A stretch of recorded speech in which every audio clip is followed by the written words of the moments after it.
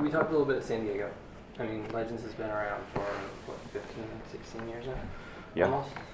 What do you think, going back to Toy Biz days, what do you think has kind of changed production-wise for you guys that you kind of learned, and what's the learning curve been kind of in making these superior in ways to what you guys started with?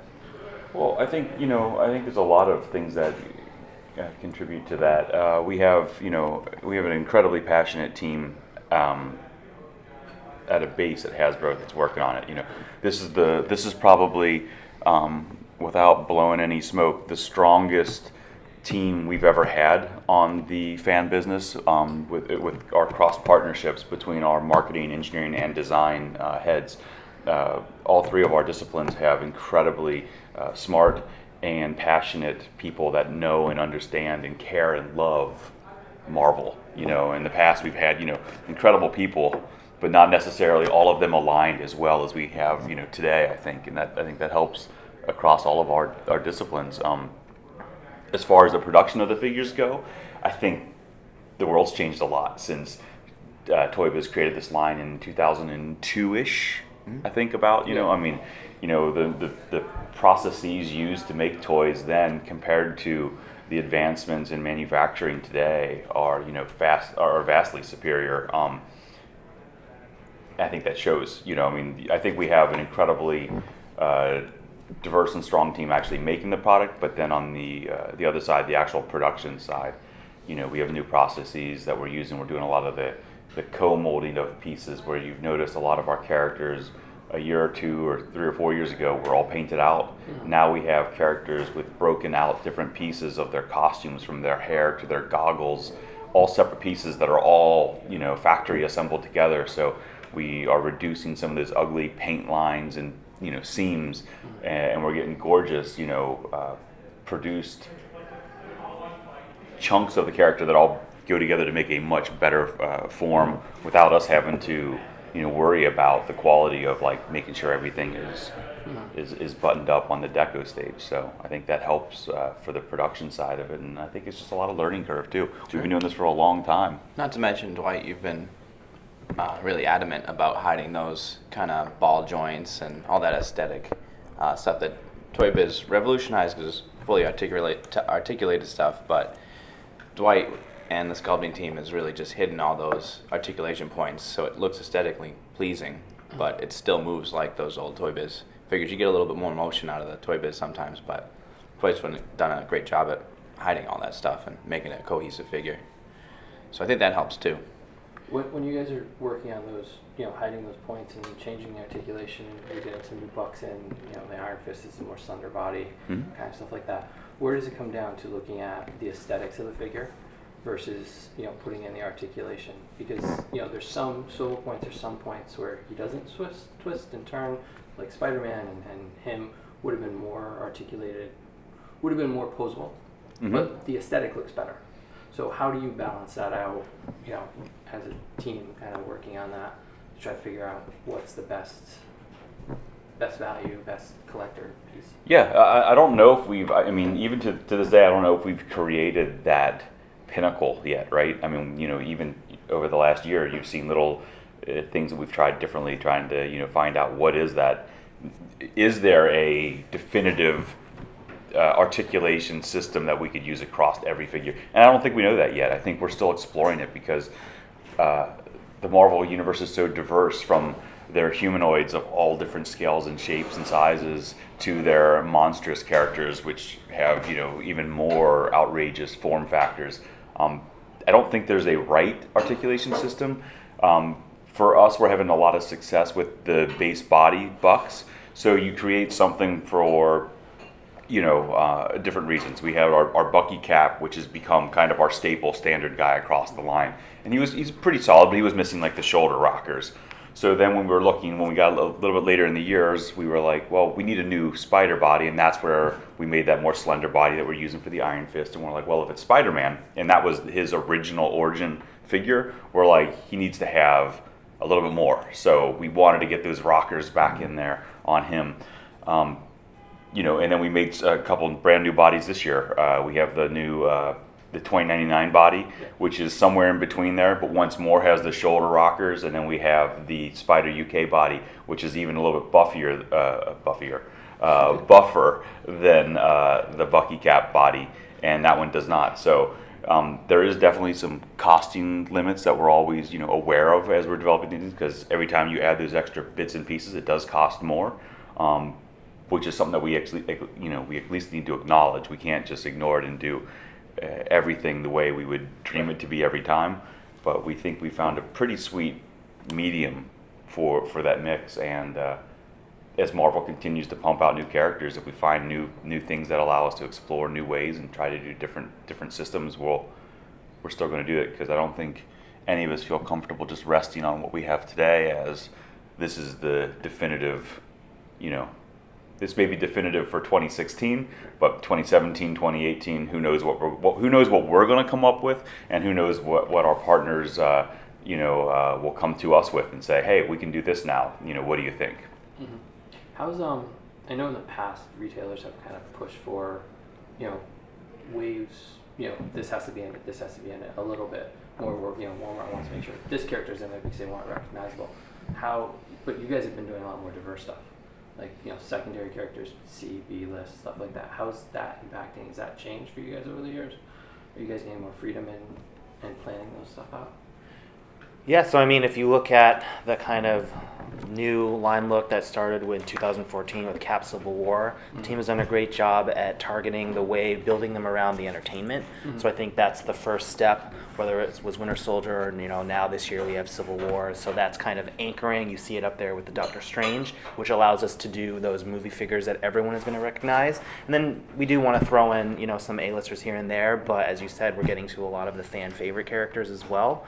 And I think that the planning from the buck system and having that vision will help us continue to do that. So I wouldn't necessarily say we're dictated by who we put in, but we want to just have that broad appeal to both the casual fans, movie fans, core comic fans, and then the really hardcore fans as well. Some of it comes down to the support we're getting for the line as far as the characters that we put into it. You guys have stepped up and you've showed us that you guys were hungry for this product, and you're still supporting it today in a big way, which is fantastic. Because you're supporting this line and it's able to continue as successfully as it has, it means we need to keep doing more and more. The Avengers line has really, it's shifted through the movies, but there's been an Avenger-focused, branding now out straight for 3 or 4 years. Same thing with Spider-Man. That's because you guys are still there supporting us, which makes our job tough, because if Spider-Man never goes away, how do we keep coming up with compelling waves when we've already checked off so many characters? So that allows us to look deeper, to find some of those other more obscure, crazy fan figures in there, and work with publishing in New York as they're constantly creating new. It kind of allows us to stretch in both, both into the characters of our childhood and to, the characters of this generation's childhood, because they're all getting such a great response. Yeah. Do you guys think are you planning on, are you looking to continue the pace? Because I think in the last 2 months, 4 waves in 2 months, since San Diego, I think I've seen at least, 4 waves, and then we're just going to see some more trickling out. Do you think that's going to continue? You're setting the pace for everybody. I think we have a pretty comparable line coming next year for what was out this year. We are aware of, we've talked about this many times, distribution is not something we control. Right, no, yeah. So there is a little bit heavy, at this point. We are aware though, and Ryan and I have been working very closely to try to, at least on our end, to plot out a system that, we're developing it for, every few months you have a wave hit, We hope that it'll work that way at the end of the day, and it'll actually hit shelves like that. But we are aware that there have been some issues with some things bulking up, and we're working hard to try to make sure that we have a good spread for the 360, days of the year. Yeah, as much as we can, we advise on what our targeted on-shelf and release dates are, and so we're aware of that feedback. Hey, let's not try to have everything hit 8/1 on the exact same time. So as we look forward to continuing to plan out 18 and beyond, we're definitely trying to take that feedback back and make it a little easier so that everyone doesn't, feel pressure to go out and get 2 cases, at the same time. So. Oh, I'm fine with it. That's not my opinion. It was more like it's just it felt good to be able to go out and have your choice, and it seems like they're in stores. Like it's been a difference in the past. It's been so hard to find stuff. And I know distro's not your thing, necessarily controlling when stuff comes out, but I think it's been great to go in there and you have so much real estate now in those aisles that it's easy to pick and what you want to do. So last night you guys revealed some fun stuff. Yeah. You happy? Yeah. What was your favorite thing we revealed? I like the old man logo. Okay. I think that's cool. Trying to figure out, we spent most of the night trying to figure out where Death Head's going to fit in. Yeah, I was checking some of the boards this morning. There was some interesting theories out there. Yeah, I was like, oh, well, wait, we have a Sue Storm coming. It doesn't have Build-A-Figure yet. So, what are you guys most excited about seeing coming that you guys have announced? I'm really excited for the Guardians line next year. I fell in love with that franchise when that first movie hit, and I was blown away by how fun and fresh the actual entertainment was for it. So to be able to go back into that universe for a second time, knowing what we know now, coming from what we learned then, I'm really excited for the Guardians, both the classic stuff that's coming as well as the what's shaping up to be some hopefully really fantastic MCU based characters as well. Oh yeah, sure. Death's Head 2 is my inner child. Was so happy when I saw that come out. That was one of my first books I picked up when I was a kid. Probably too young to read something like that. But a dude that looks like Predator meets Terminator with, all these crazy dreads and everything like that. That's my favorite character that we're doing right now.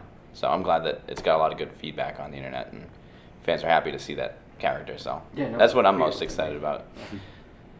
I think that's all the time we have. Can I have one follow-up to that? Sure. Go You talking about the Guardians. Yeah. Is it hard for you guys to say, okay, we're going to do the core cast, but we're not going to be able to do any villains? Is it hard for you guys to pick and choose when you're looking at a movie property and say, fans are going to want this complete Team set? Team set. Not even team, but just like cast set. Yeah. The comic books are aside. Well, there's time for that, but there's a time limit on that kind of stuff. Is it harder to pick and choose when you're doing that kind of design? Oh yeah. It's it's a long struggle between us just internally as to wanting to get you got to have something to punch. If you don't have something to punch, what's the fun of having a whole team? Right. So it is a balance. I mean, Guardians is tough because there was just that core group, and you kind of couldn't leave anybody out, right? So that's you need to get them out there, but we're always looking to way to supply more. And just because we haven't got to things like Ronin and stuff like that from the past, I'm hopeful that when the day comes, we'll be able to still go back and fill in some of those ranks, because I think the fans of those movies are the fans don't go away. You're constantly growing, so I think we can always go back and revisit some of those when we have the right slots in the line to plug some of those things in. Great. Thank you.